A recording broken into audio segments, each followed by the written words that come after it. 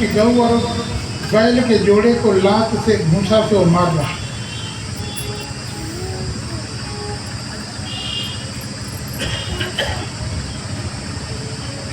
बोले श्याम रामचंद्र की जय। और जब महाराज परीक्षित ने देखा तो बड़े परेशान हो गए। उन्होंने कहा, रे राम बताओ, मेरे राज्य में गऊ माने धरती, बैल माने धर्म। बैल का मतलब, लेकिन भगवान शंकर जी का झंडा क्या है जानते हैं कि नहीं? बैल का झंडा। गाय का झंडा है वृषभध्वज। आजकल के लोग झंडा भी नहीं जानते, मनमाना झंडा लगा। भगवान नारायण का अगर झंडा लेना है तो गरुड़ की ध्वजा। तो आजकल तो भगवान का झंडा में लगाई है। भगवान हर पार्टी का अलग अलग झंडा में होता है। हाँ, आजकल कोई हनुमान जी का झंडा लेके चल रहा है, देखना उस दिन निकले तो आधा हनुमान जी का झंडा लगा रहा, आधा जबकि भागवत आदि में निकलना चाहिए झंडा तो गरुड़ की झंडा निकलना है। शिव पुराण में झंडा निकले तो बैल का झंडा निकलना चाहिए। आजकल हम लोग जानते ही नहीं कि झंडा किसका लगाना। अरे झंडा कौन गए, आजकल तिलक लोग मनमाना लगाते हैं। जैसे माताएं आजकल मनमाना सिंदूर लगाती हैं, बहुत जगह तो लगाऊ भी नहीं करते। अरे जो जिसका है, माताओं की सुंदरता है कि पूरे हाथ में चूड़ी पहन ले तब, और एक ठो पहन ले तो, एक तो पहले तो समझन में नहीं आती कौन वाली। वो स्त्री का श्रृंगार है। आप उस श्रृंगार को जितना पहनेंगे उतना, जैसे स्त्री कपड़ा जितना ज्यादा पहने उतना सुंदर, जितना कम पहने तो अच्छा लगे। अगर फटाहा पहन लेता, फटा तो कभी नहीं पहने। तो महाराज परीक्षित जी ने देखा तो समझ में नहीं, क्रोध में आके उन्होंने पूछा, रे कौन है तुम? मेरे शरण में रह करके इस प्रकार से अन्याय कर रहा है। और तुम धनुष उठा करके कंकार लगा करके ललकार लिए, कौन है? सावधान।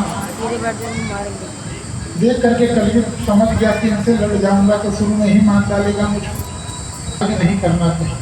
परीक्षित जी ने कहा, अगर तू शरणागत हो गया है तो मैं तेरा रक्षण तो करूंगा, लेकिन कलयुग फिर भी डर तुम्हारे कांपने का नाटक करता है। तो उन्होंने महाराज परीक्षित जी ने कहा, क्या तुमको मेरे ऊपर विश्वास नहीं है क्या?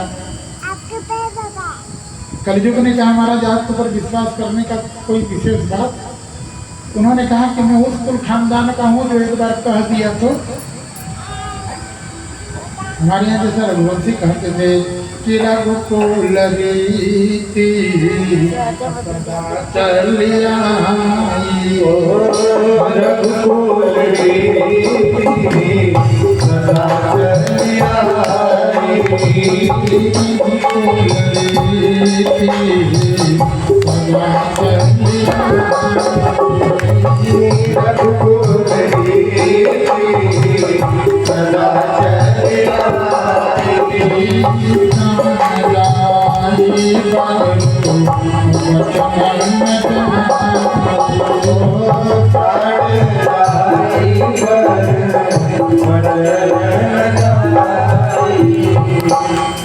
बिल्कुल कहते थे हमारे यहाँ के रीत है, प्राण जाए तो जाए लेकिन जबान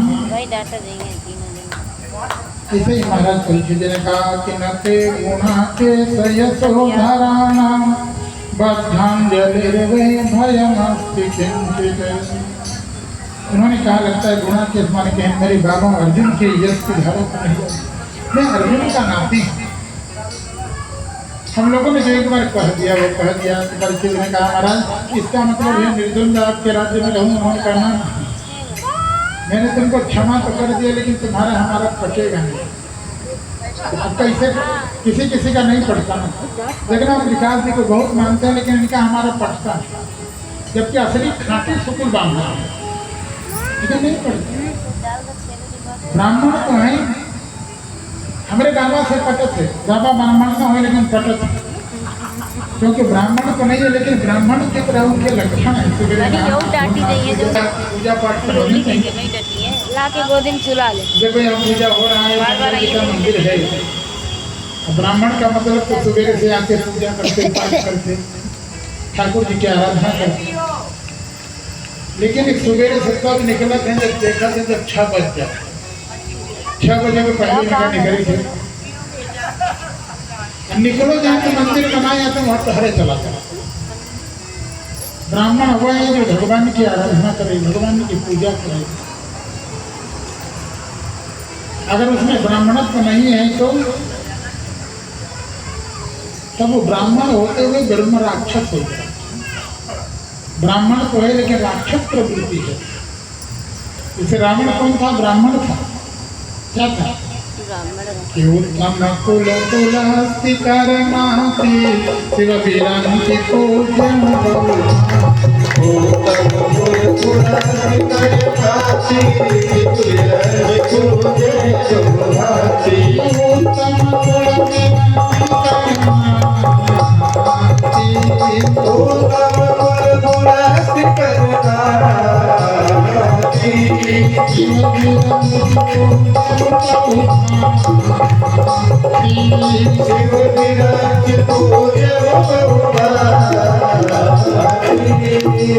कुल है, कुलस्थ का नाती है, विश्रवा का लड़का है, ब्राह्मण।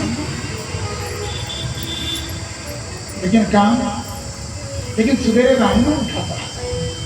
आजकल के ब्राह्मण क्षत्रियों से ब्राह्मण उठता था, पूजा भी करता था। कहे तो खा कर बड़ी रही, पूजा तो करता था खुद, लेकिन दूसरे को पूजा करना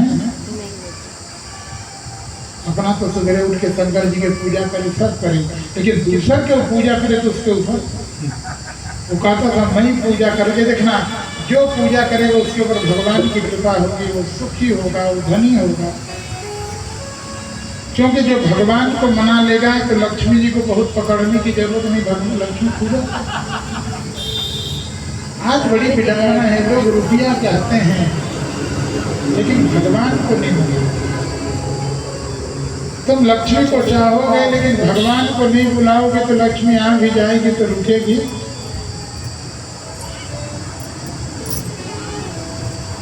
तो परीक्षित जी ने कहा तेरा हमारा इसलिए नहीं पड़ता, इसलिए तुम अधर्म को पसंद करता है, मैं धर्म को पसंद करता हूँ। अधर्म अधर्म, फिर उन्होंने कहा नवर्तितव्यं भवता कथंचन क्षेत्रे मदीये त्वं धर्म बंधु। दूसरी बात उन्होंने कहा देख तो राजा माने मुखिया के, कलयुग का प्रभाव मुखिया पर पड़ता है। जिसको घर का मुखिया बना तो वही बिगड़ने लगता है।